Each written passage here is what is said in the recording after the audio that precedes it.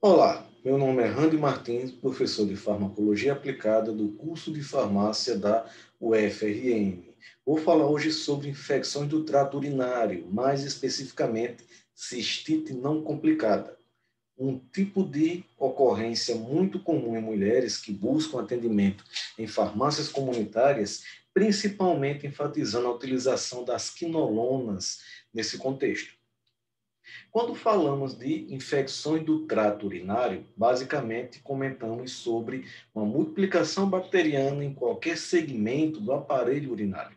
Então, seja no aparelho urinário baixo, onde eu tenho a uretra e a bexiga, seja no aparelho urinário considerado alto, nos ureteres ou nos rins propriamente.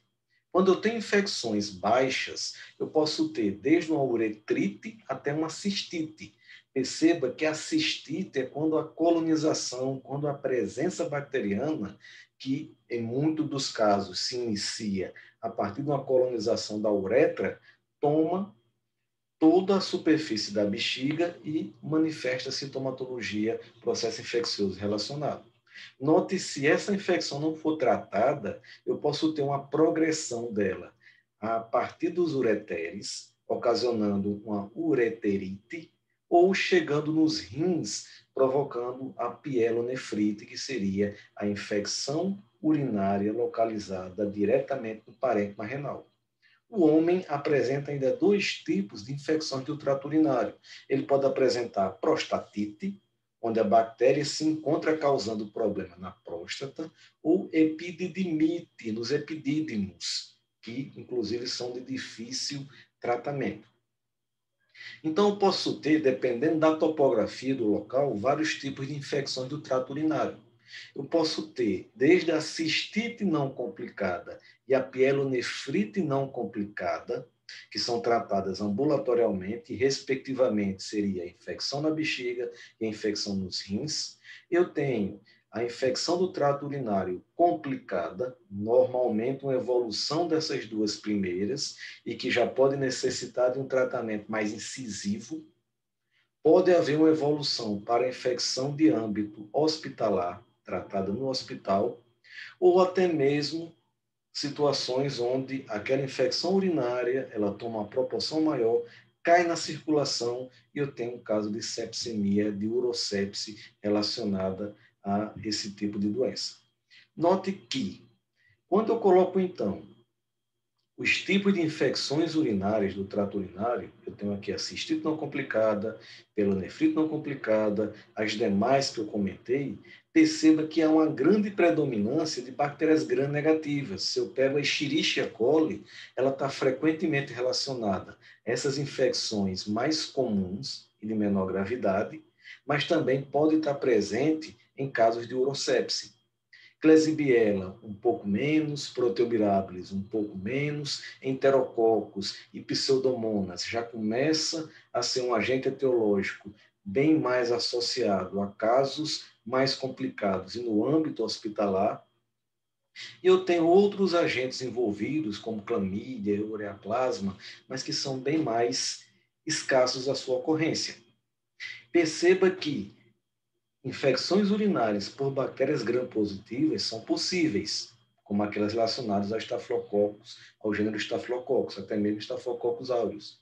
Mas elas podem acontecer nessas menos complicadas em caso de sepse, mas a predominância geral é de bactérias gram-negativas. Então, eu posso simplificar dizendo que infecções urinárias comumente são relacionadas a bactérias gram-negativas.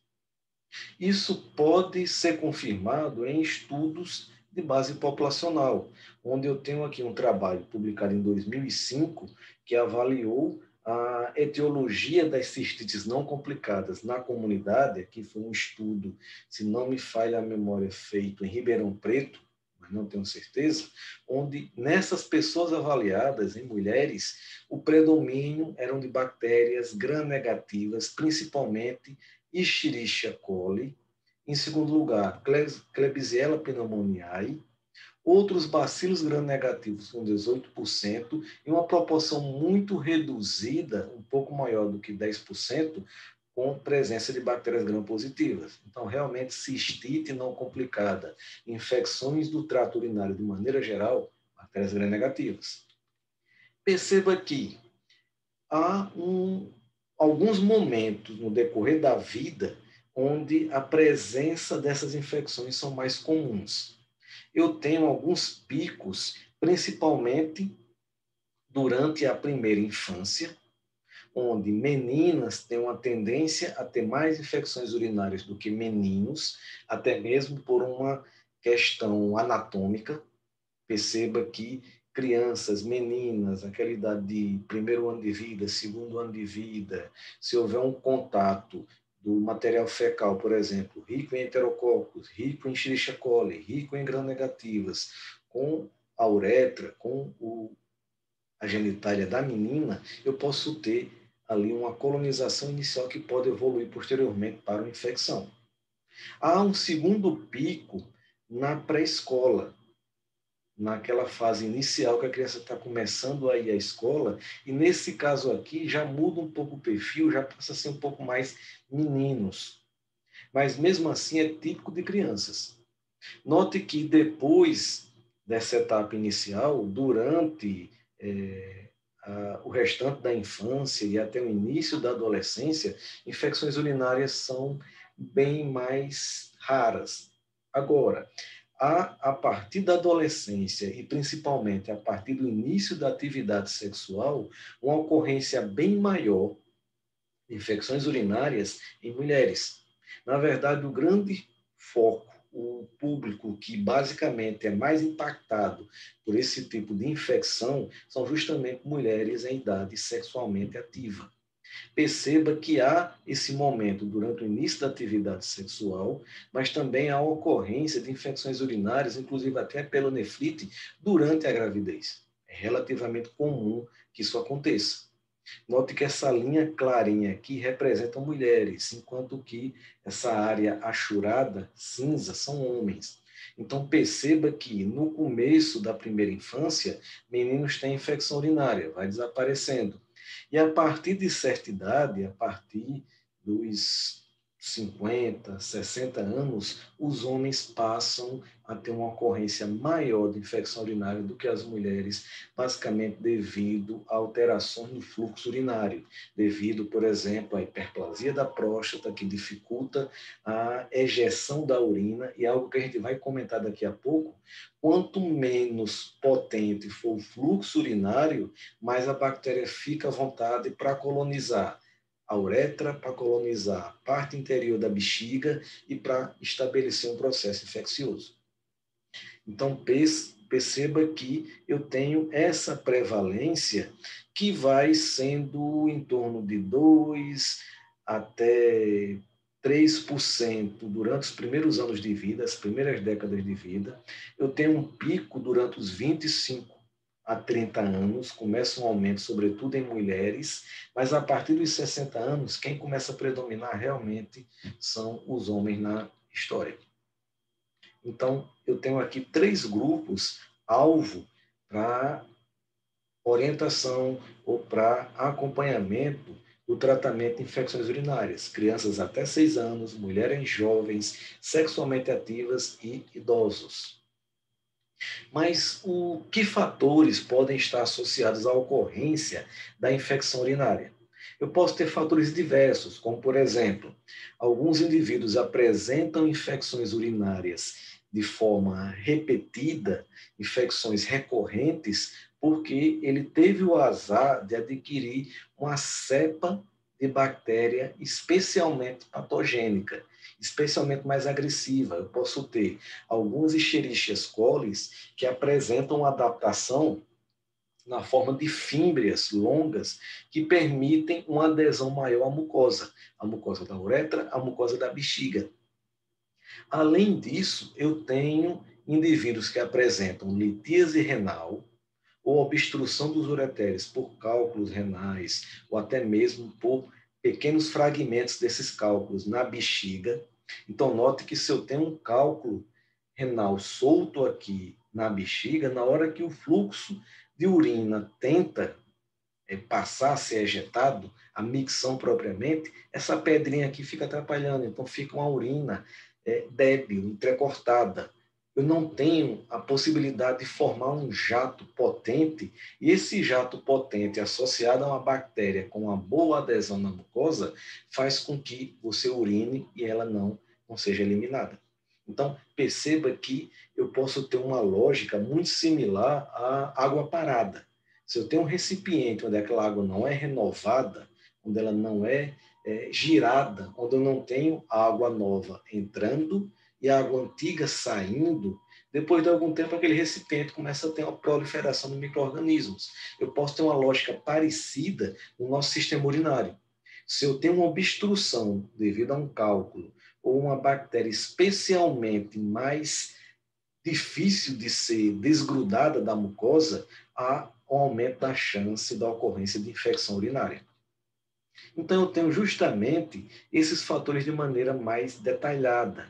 Eu tenho fatores que são relacionados à bactéria, com antígenos capsulares que dificultam a identificação da bactéria por nossa imunidade, hemolisinas, enzimas que acabam escavando a mucosa e facilitando a fixação da bactéria naquele tecido, os fatores de adesão, como as fímbrias, que eu comentei há pouco, mas eu também tenho características do hospedeiro, como os cálculos renais, que diminuem o fluxo, a hipertrofia prostática e as neuropatias, paciente diabético que vai apresentando um quadro de degradação do controle autônomo, visceral, da bexiga, do fechamento da esfíncter da uretra, de toda essa região aqui que faz com que o fluxo miccional seja adequado. Se o paciente perde essa inervação, normalmente o diabético é candidato a isso, ele não vai conseguir urinar completamente. Ele não vai conseguir ter uma musculatura lisa que faça a compressão do material que está dentro da bexiga e faça uma ejeção adequada o suficiente para jogar junto, carregar as bactérias. Hipertrofia prostática, a mesma coisa. A próstata hiperplasiada e a uretra passa, o canal uretral passa por dentro dela. Se eu fecho aquele canal uretral pelo aumento, pelo inchaço da próstata, eu dificulto a passagem também. É também mais comum em mulheres porque a uretra é mais curta. Então, o caminho entre a bexiga e o ambiente externo, que pode ser fonte de contaminação, é menor, comparado à uretra masculina.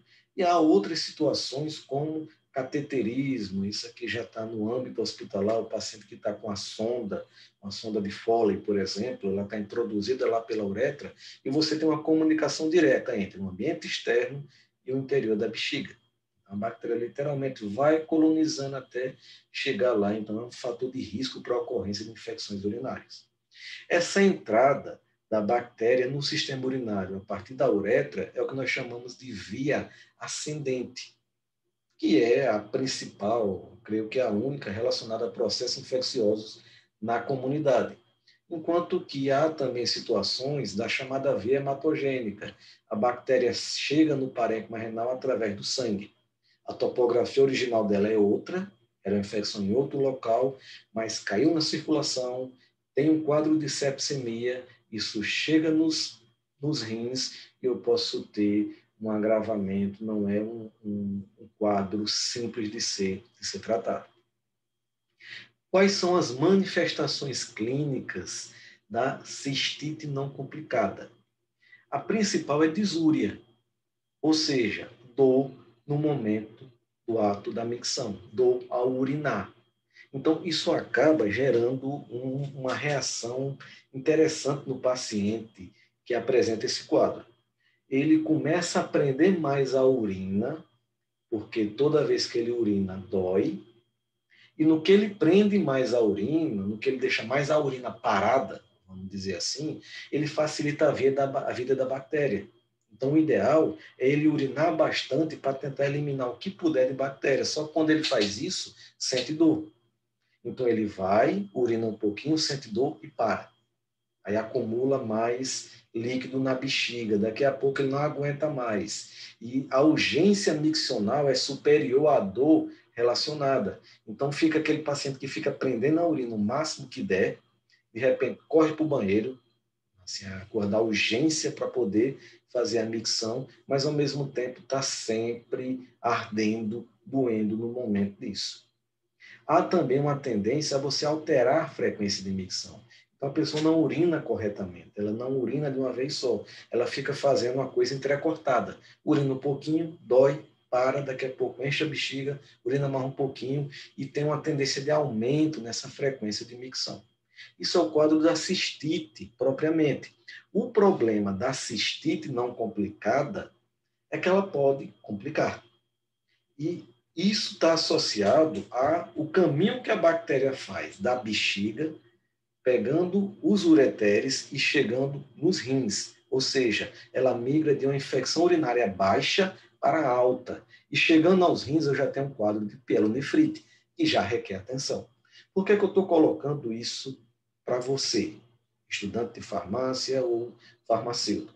Um paciente que apresenta uma prescrição de uma quinolona, um ciprofloxacino, outro medicamento da classe, se for mulher, jovem, 25, 26 anos, com a prescrição bem específica que a gente vai falar daqui a pouco, um quadro de cistite, deve-se fazer toda uma orientação não farmacológica junto à dispensação, inclusive para ela ter consciência dessa possibilidade, de que isso pode migrar para isso. E a pielonefrite, ela tem um grau de cuidado bem superior. O que é que pode acontecer quando o paciente faz essa transição de cistite para pielonefrite? Ele tem sintomatologia similar à cistite, continua, mas começa a aparecer febre, começa a aparecer aquela febrícula, aquela febrezinha rápida, com calafrio, de repente some, mas o paciente relata que alguma coisa aconteceu.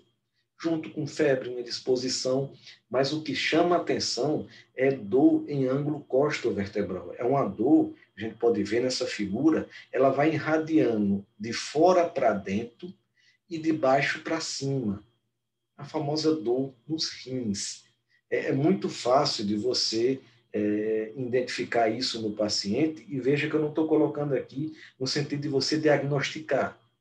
É sempre importante enfatizar, não se faz diagnóstico clínico em farmácia, isso não é atribuição nossa, mas é muito importante no sentido de você identificar situações que requeiram uma avaliação mais criteriosa por um clínico e não deixar o paciente perder tempo com a possibilidade disso aqui agravar.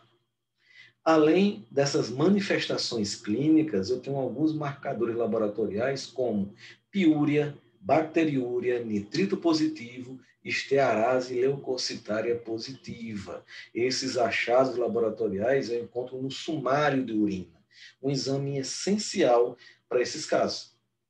E o interessante, gente, assim, uma coisa até que é importante vocês atentarem, há um quadro que se repete no dia a dia da farmácia. É um paciente que tem sintomatologia de cistite, de infecção urinária, vai ao médico, o médico já administra um antimicrobiano, ele administra um antimicrobiano e pede exames, porque essa é a abordagem. Eu não posso, no caso de uma infecção desse tipo, esperar 48 horas, 72 horas para o paciente sair do consultório, ir para o laboratório, trazer o exame posteriormente para você prescrever. Não, você já faz a prescrição de forma empírica, sem você ter todos os exames laboratoriais, porque a clínica é muito clara nesses casos. Então, às vezes, o paciente começa a utilizar o antimicrobiano, no outro dia ele vai ao laboratório, mas depois não pega no exame. Ele não vai buscar o exame, porque no terceiro, quarto dia ele já está melhor. Então ele meio que desinteressa daquilo, mas é interessante estimular, adquirir esse exame que ele pode dar algumas informações importantes. Veja que, quando eu falo de piúria, eu estou falando de leucócitos degenerados, fragmentos de leucócitos presentes no esfregaço de urina, como também a presença de bactérias numa quantidade significativa por campo. Aqui eu posso ter a bacteriúria detectada através de uma coloração da lâmina, mas geralmente o bom bioquímico, o bom farmacêutico bioquímico, na avaliação a fresco direta, ele já consegue identificar uma quantidade de bactérias na urina que pode ser preocupante. E eu tenho também a análise química feita com a famosa fitinha teste, onde eu posso detectar a presença de nitritos, que são subprodutos do metabolismo das bactérias. Então, às vezes, eu não tenho a bactéria visível, mas eu tenho nitrito positivo, e a estearase leucocitária positiva. Quando o leucócito chega na urina, ele está degradado, e ele libera uma enzima que é específica do citoplasma dele. Então, se eu tenho a enzima presente na urina, é porque mesmo que eu não veja o piócito, o leucócito degenerado, ele estava lá em algum momento. Então, são marcadores importantes para reforçar a clínica da infecção urinária. Note que a terapêutica, a abordagem da cistite não complicada, ela tem muitas opções. Eu posso ter a utilização de sulfametoxazol, mais trimetoprim, famoso Bactrio, nitrofurantoína, fosfomicina trometamol, penicilinas, quinolonas, cefalosporinas não são tão adequadas, que não têm uma boa concentração na bexiga, são medicamentos que não conseguem chegar lá em quantidade adequada. Quando você tem outros sítios, como o pielonefrito, a cefalosporina chega, mas na bexiga nem tanto. Eu estou falando de cistite, lembrando disso. Mas perceba uma coisa interessante nesse quadro. Primeiro, um dos medicamentos que é amplamente utilizado em todas as situações de infecções urinárias são as quinolonas. Então, é como se a quinolona ela fosse, digamos, a aposta mais certeira, a aposta mais certa, quando você não tem certeza se a infecção está restrita a bexiga, se a infecção não está um pouco mais agravada, mais localizada acima, ou um pouco mais complicada, então a quinolona ela é como se fosse a aposta mais adequada. Por quê? Lembrando que isso aqui é terapia antimicrobiana empírica, inicial. Eu não tenho aqui antibiograma, eu não tenho cultura, eu não tenho exames laboratoriais, aqui eu estou tratando com a clínica. Novamente, isso não é inadequado, isso é a abordagem correta. E que, lembrando que a indicação da classe, por exemplo, das penicilinas, não indica que todas as penicilinas são efetivas para tratar a infecção urinária. Ok, gente? É só uma simplificação. Do ponto de vista, então, da escolha mais certa, da escolha menos arriscada, é a quinolona. Tanto para cistite não complicada, quanto para sua infecção irmã, a pielonefrite não complicada. Então, no âmbito ambulatorial, o quinolona ele é amplamente prescrito. Chega muito na farmácia, para esses casos, a prescrição de um medicamento dessa classe. Mas, quando você vai para a literatura, quando você vai para os guidelines, e também é bastante prescrito, eu tenho como medicamento de primeira escolha para cistite não complicada a fosfomicina trometamol, o famoso Monuril, um medicamento que ele é dose única, é um fármaco que se concentra muito na urina, então, literalmente, a própria urina passa a ser um antimicrobiano. É como se eu tivesse uma alta concentração de fosfomicina diluída na urina. A urina passa a ser o veículo solvente desse meu antimicrobiano. Dose única com excelente efetividade e seria o tratamento de primeira escolha, principalmente naqueles casos onde não há suspeita de uma migração para a pielonefrite ou de um potencial agravamento dessa infecção. Mas, na prática, o que a gente percebe realmente é uma opção muito acentuada das quinolonas. Talvez por isso é mais difícil errar com as quinolonas. Qual seria, então, a posologia adequada? Segundo a diretriz brasileira do tratamento de cistite não complicada, se recomenda a utilização de medicamentos como norfloxacino, cipro ou perfloxacino, todos são pertencentes à classe das quinolonas, utilizando comprimidos a cada 12 horas por 3 dias, ou os medicamentos de terceira geração, como levofloxacino, gabfloxacino, você pode ter aqui a opção de dose única, que acaba sendo uma posologia sempre mais cômoda. Um comprimido ao dia faz mais sucesso, tem mais adesão, é menor a possibilidade do paciente abandonar do que uma posologia mais complexa de 12 em 12, por exemplo. Mas 12 em 12 ainda é confortável, 3 dias é pouco tempo. Perceba que quem trabalha em farmácia comunitária, quem já está ali no dia a dia no balcão, está estranhando um pouquinho essa duração de 3 dias. Normalmente você encontra prescrições da utilização de quinolonas por 5 dias ou 7 dias, em alguns casos.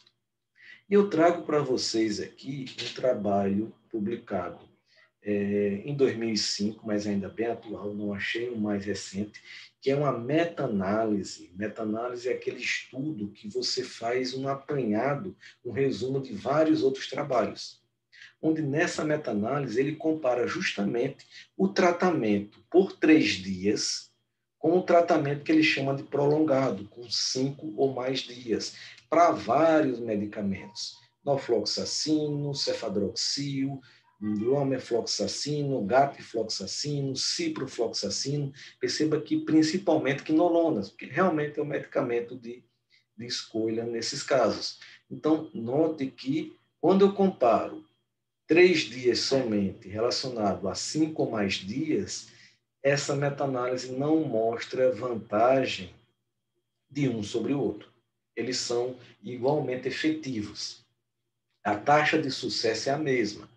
A diferença é quem utiliza esse antimicrobiano por 3 dias tem menos reações adversas, que seria esse segundo quadro aqui destacado, o diamantezinho aqui está inteiramente do lado esquerdo da linha, o que é lógico.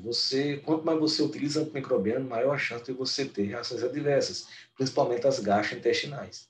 Então, o que esse trabalho recomenda, o que a diretriz brasileira também embasa, também assina embaixo, é que tratamento prolongado, 5 ou mais dias, deveria ser reservado para casos de pielonefrite, infecções recorrentes, quer dizer, o paciente vem tendo infecções de maneira sequenciada, tem 30 dias depois, tem novamente, passa 3 meses, tem novamente. Situações de imunossupressão, pacientes que apresentam um quadro de diabetes descompensada, apresentam um quadro também de doenças autoimunes, onde não que a doença cause infecção urinária, mas se tiver cursando, tiver em paralelo, eu tiver, por exemplo, um uso extenso de corticoide, vamos pensar aqui em uma paciente com lúpus eritematoso sistêmico, uma doença autoimune que você pode ter momentos de uso pesado de corticoide. Então, a imunidade cai. Então, se essa paciente adquirir, por azar, uma infecção urinária nesse período, um tratamento prolongado, 5 ou mais dias, é mais seguro, porque ela não está tendo a imunidade que poderia estar ajudando nesse processo. Idosas também podem ter uma utilização por um tempo maior, ou mulheres que planejam engravidar no curto espaço de tempo. Então, se está apresentando infecção urinária, é bom um tratamento mais prolongado para tentar realmente debelar, controlar aquela microbiota. E eu tenho a terapêutica empírica de segunda linha. Novamente, aqui eu não tenho ainda uma cultura com um antibiograma para direcionar qual fármaco mais adequado. E há situações como gestante não pode usar quinolona, teratogênico, criança não pode usar quinolona, afeta a cartilagem de crescimento, que a gente vai ver um pouquinho mais à frente, e também sempre tem a possibilidade do indivíduo ser hipersensível à quinolona, ser alérgico à quinolona, que na verdade é um evento muito raro. É muito mais fácil você ser alérgico à penicilina do que à quinolona. Mas, caso aconteça, o medicamento de primeira escolha é a amoxicilina, 8 em 8 horas por 3 a 5 dias, seguidas de cefalosporinas em altas doses, por um período também de 3 a 5 dias, e que, novamente, tem aquela observação, não concentra bem na urina. Então, geralmente, você vai para a cefalosporina quando o indivíduo está bem alérgico à amoxicilina.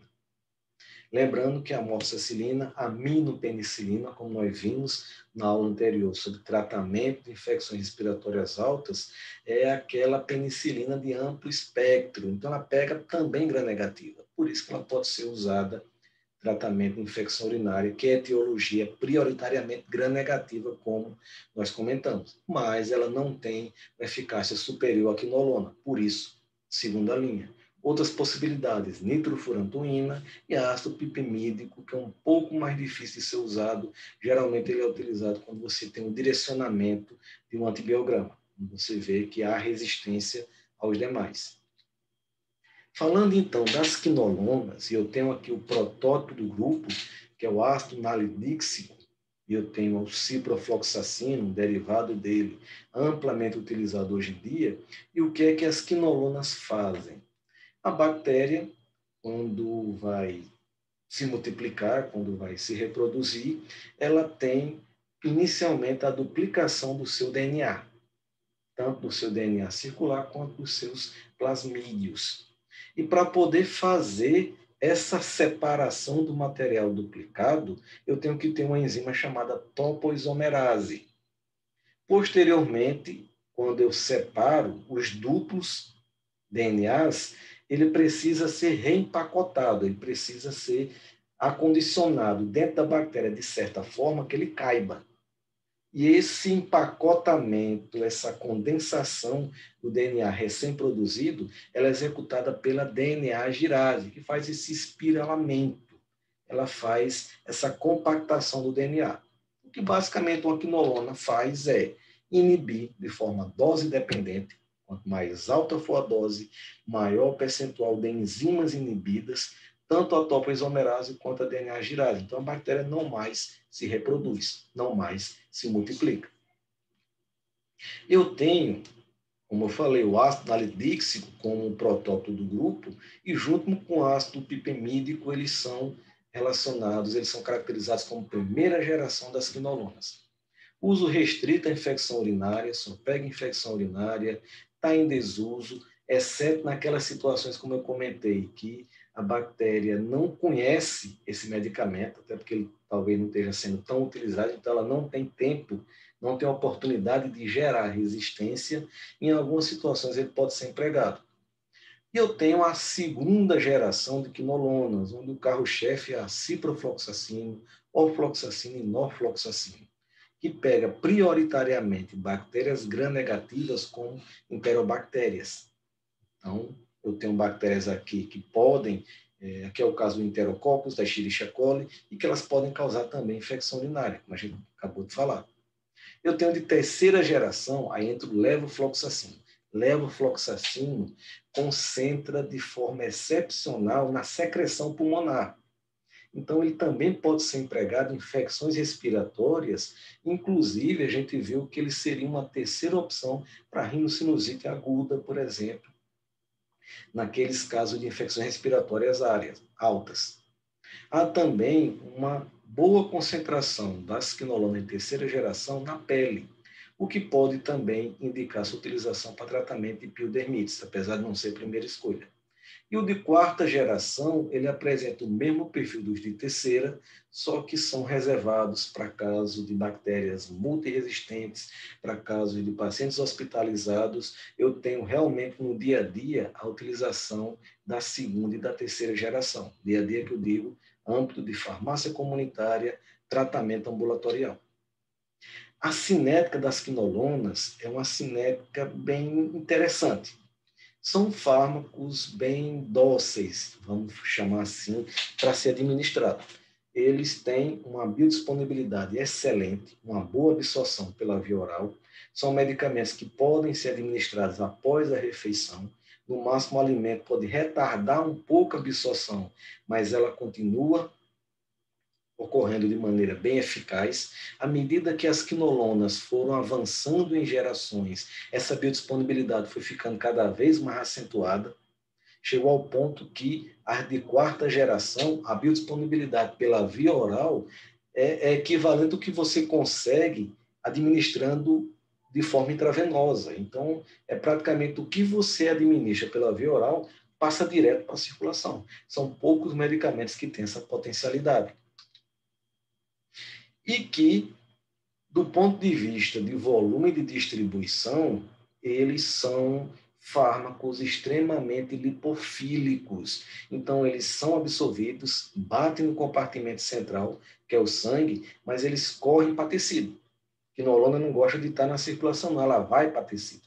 Até porque ela tem uma baixa ligação proteína plasmática, então nada as prende no sangue, ela vai direto para tecidos como concentra muito na secreção pulmonar, concentra muito no interior de neutrófilos e macrófagos também. É muito eliminado nas fezes e na bile, mostrando essa tua característica lipofílica bem acentuada. Mas não penetra o sistema nervoso central, não atravessa a barreira hematocefálica. Perceba que o tempo de meia-vida também vai aumentando com as gerações, o que faz com que, quanto maior o tempo de meia-vida, menor é a complexidade posológica. Por exemplo, as de terceira geração é um comprimido ao dia, as de segunda, 12 em 12, as de primeira, 3 a 4 comprimidos ao dia. Eliminação, basicamente, metabolização hepática e bastante excreção renal. Até porque, gente, se não for muito excretado na urina, ele não tem como chegar onde a gente quer que ele chegue nesse caso, que é combater a infecção na bexiga, combater o processo de cistite não complicada. Então, ele tem que estar muito presente na urina. A quinolona tem essa característica. Do ponto de vista de reações adversas, como é padrão, é comum antimicrobianos utilizados pela via oral, ele pode desencadear distúrbios gastrointestinais, náuseas, desconforto gastrointestinal, vômito e diarreia. Não é tão frequente quanto uma amoxicilina, quanto as penicilinas de utilização oral, mas também é relativamente comum. Também tem uma tendência a acontecer menos distúrbios gastrointestinais com as quinolonas, porque o tempo tende a ser mais curto também. O mecanismo associado a esse distúrbio gastrointestinal, sobretudo relacionado à diarreia, é aquele mesmo que eu tratei na aula sobre penicilinas e macrolídeos, na segunda parte da abordagem de infecções respiratórias altas. Ou seja, aqui eu também tenho um desequilíbrio da microbiota gastrointestinal, eu tenho uma tendência a diminuir a presença de bactérias e micro-organismos comensais e simbiontes e deixar outras bactérias potencialmente patogênicas, como Clostridium difficile, com o ambiente livre para multiplicar e causar problema com uma colite pseudomembranosa. Dá uma olhadinha que eu falo tanto da etiologia dessa reação adversa como também do manejo dela. Do ponto de vista do sistema nervoso central, é interessante que quinolona ela pode causar um pouquinho de cefaleia, um pouquinho de dor de cabeça, mas não é uma cefaleia muito acentuada, também não é muito frequente e raramente o paciente faz a conexão. Dificilmente ele associa aquela cefaleia àquele antimicrobiano. Então, é uma coisa que, digamos assim, não se comenta, não se chama atenção. Às vezes até nem se questiona, porque são reações adversas bem simples, exceto quando começa a se ter um quadro de tontura, um quadro de sonolência mais acentuado. É contraindicado para criança e adolescente, porque pode afetar pode ocasionar lesão na cartilagem de crescimento. A criança, ela apresenta uma região dos ossos longos, justamente essa cartilagem aqui, com alto potencial de proliferação celular, que vai fazer aquele estirão do crescimento, que você percebe mais acentuadamente na menina, nos 13, 14 anos, quando ela cresce literalmente de uma hora para outra. E em estudos em animais, as quinolonas retardaram de forma significativa esse tipo de desenvolvimento dos ossos. Não é uma coisa que você consiga mensurar até que ponto o dano pode acontecer ou a intensidade do dano. Isso aqui é uma questão de dados experimentais em animais que você extrapola para a clínica, para o dia a dia, e entra naquela lógica de se é para pecar, vamos pecar pelo excesso de zelo. Não dá, então, para você administrar quinolonas em gestantes ou em mulheres que amamentam pelo mesmo motivo. A aquilo pode passar para a criança e afetar o desenvolvimento ósseo dela. Lembrando que crianças hospitalizadas com quadros de infecções por bactérias gram-negativas, situação como, por exemplo, neonatos, recém-nascidos prematuros, podem utilizar sim quinolona, porque aqui entra no campo do risco-benefício. Mas, do ponto de vista ambulatorial, não é sensato utilizar esse medicamento para a criança. Tanto é que você não tem formulações líquidas de ciprofloxacina, de quinolona. Você tem formulação líquida para ser usada em criança de amoxicilina, você tem de cefalexina, você tem de azitromicina, mas você não tem de nenhuma quinolona comercializada no Brasil. Há um certo potencial de interações, quer dizer, antiácidos, sulfato ferroso e complexos multivitamínicos quelam a quinolona e ela não é absorvida adequadamente, e não ser absorvida adequadamente para antimicrobiano é algo grave. Eu tenho que deixar a dose plena chegar no tecido, não posso dar margem para a bactéria somente depletar e daqui a pouco ela voltar com tudo. Eu tenho que completar o tratamento na dose otimizada. É interessante investigar essas interações, principalmente considerando que o público são mulheres jovens, e jovens 20 a 30 anos usam muito suplementos de vitamina, usa whey protein, usa creatina, usa suplementos com características esportivas. Então, note que é interessante que ele seja orientado, avisado quanto a isso. Então, segurança para a gestante e o feto, risco não descartado, só em último caso, realmente. Infecção urinária na gestante é a amoxicilina, não faz quinolona em gestante. E potencialmente perigoso, mulher que está amamentando não toma quinolona para não passar para a criança e não impactar no seu crescimento.